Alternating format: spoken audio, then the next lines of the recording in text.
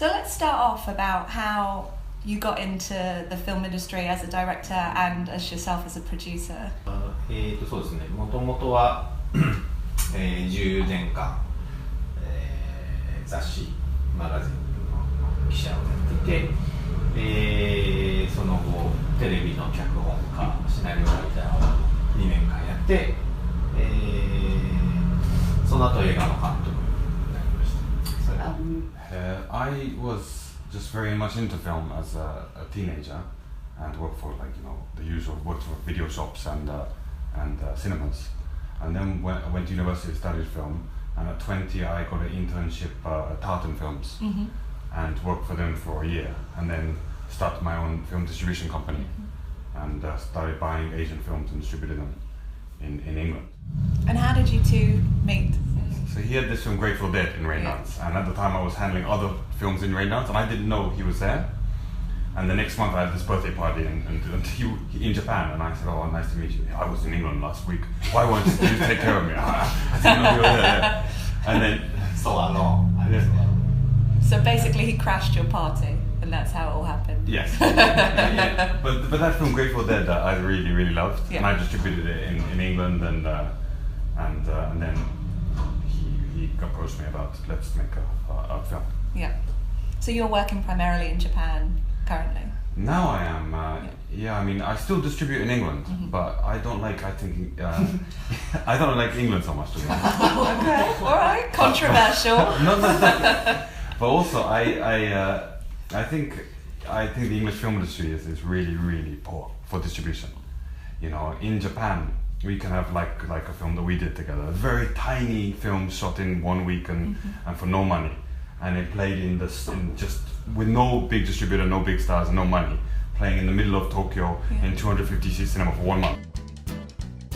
とにかく撮り続けることだよ。監督とプロデューサーは全員クソ野郎。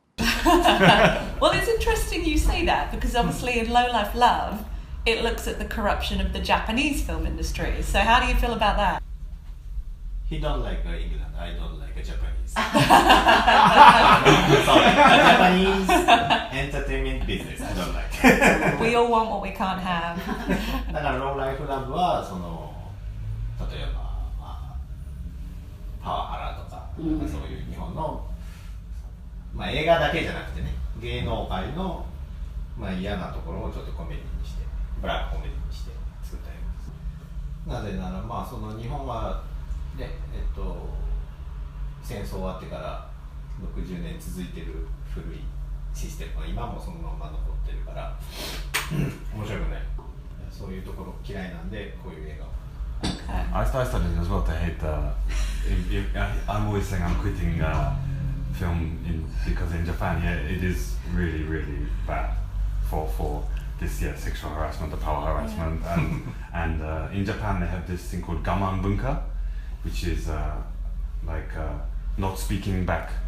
Gaman bunka, controlling your endurance. For this is not just film, for life. Just take it. So nobody speaks out and nothing changes. So we made suppressed, isn't it? We made this film just to sort of make fun of that. So but it's not so funny. Well, yeah, I mean that's sexism angle. So that is based on what you've seen in the industry.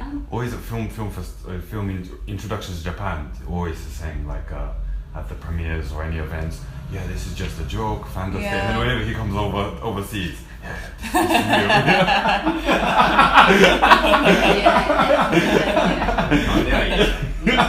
cannot say anything about it's the true story in Japan, so I have to say, I want to say it out loud outside Japan. Yeah. So people don't want to talk about it in Japan.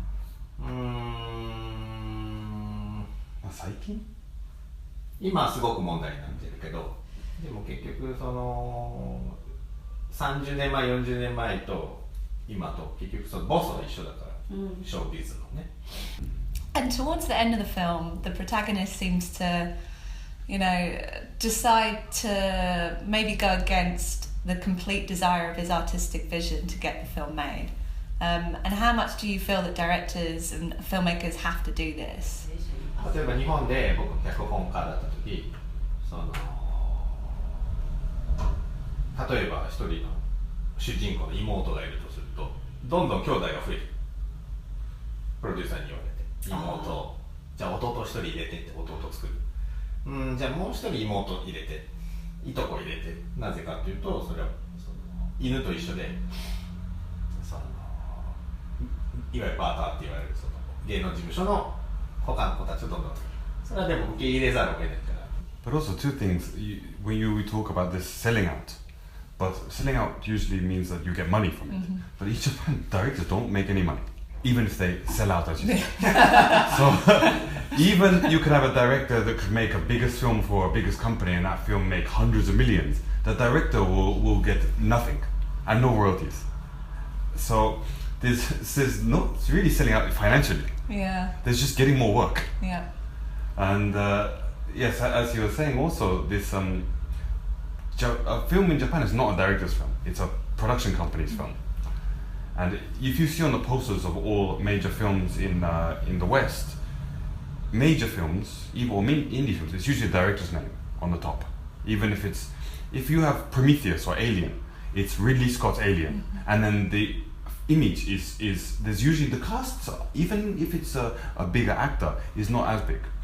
In Japan, the director's name is not even on the poster or tiny, and the main image is the main the biggest actor, and then the other actors. So this all run by these big companies in Japan, and it's they make the films. And do you think there's been a film from Japan over the last few years, say, that really has stuck out as being true to a particular artistic vision or not selling out, as you said? Yes, there are a lot of these films and they are seen overseas. And they go, wow, Japanese cinema is great. And you see films like Harmonium and Shion Sono films like this, like Cold Fish or Himizu. And you know, wow, Japanese films are great. Nobody sees those films in Japan. Like, you know, if a film is popular overseas, guaranteed, it's a rule. Films that are popular in Japan are never popular overseas, and films that are not popular in Japan are popular overseas. It's 99% of the time rule. I mean, I don't know how, but films that are good, maybe. Yeah. Or that are don't pander to the producers and put the big actors in. They are always popular overseas and win awards. But no, even this Harmonium film, which we won in Cannes, opening night of that in Japan with the main actor, talk event and all that, not even a half full cinema.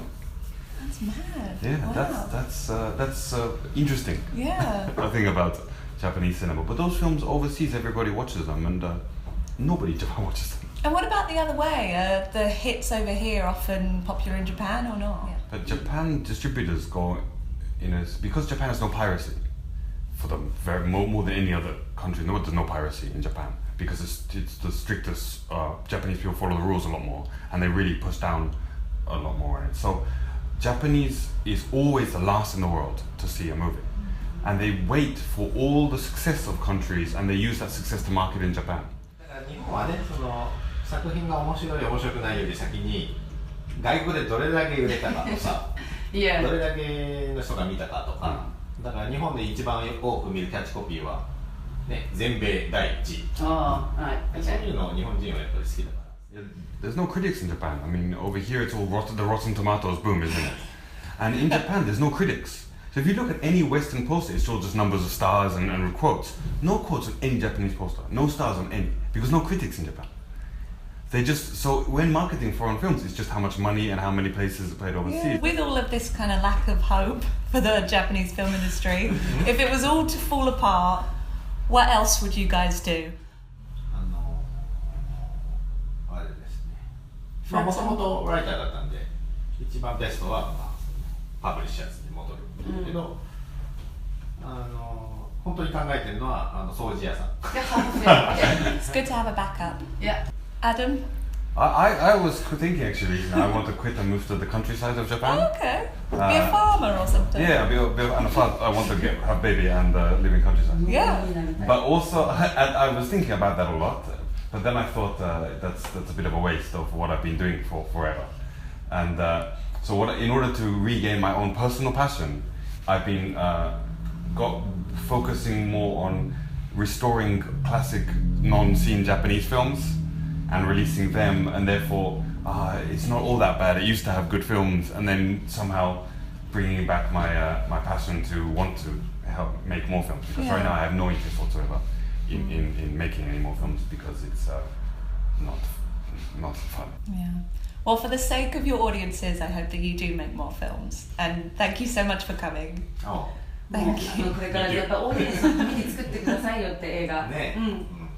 Thank you. Thank you.